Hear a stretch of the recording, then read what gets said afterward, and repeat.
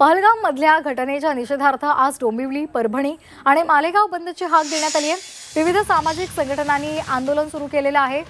आताची महत्त्वाची बातमी, पहलगाम हल्ल्यानंतर अनेक ठिकाणी आंदोलनं करण्यात आलेली आहेत आणि आज डोंबिवली, परभणी आणि मालेगावमध्ये बंदची हाक देण्यात आलेली आहे। डोंबिवलीमध्ये सर्वपक्षीय बंद पाळण्यात येतोय आणि त्याचबरोबर नागरिक आणि व्यावसायिकांनी सुद्धा यामध्ये सहभागी व्हावं असं आवाहन करण्यात आलेलं आहे। तर परभणीमध्ये सकल मुस्लिम समाजानं बंदची हाक दिलेली आहे। त्या संदर्भात त्यांनी प्रशासनाला निवेदन सुद्धा दिलेलं आहे आणि त्यांनी बंद पाळलेला आहे। तर मालेगावमध्ये सुद्धा आज बंद पुकारण्यात आला आहे। हे दृश्य पाहतोय, डोंबिवली बंद आहे, त्याचबरोबर परभणी आणि मालेगाव सुद्धा बंद आहे। परभणीमध्ये कॅन्डल मार्च सुद्धा काढण्यात आलेला होता आणि या मेणबत्ती मोर्चामध्ये मुस्लिम बांधव मोठ्या संख्येने उपस्थित असल्याचं आपल्याला पाहायला मिळते। पहलगाममध्ये झालेल्या दहशतवादी हल्ल्याचा निषेध आता सर्वत्र व्यक्त केला जातोय।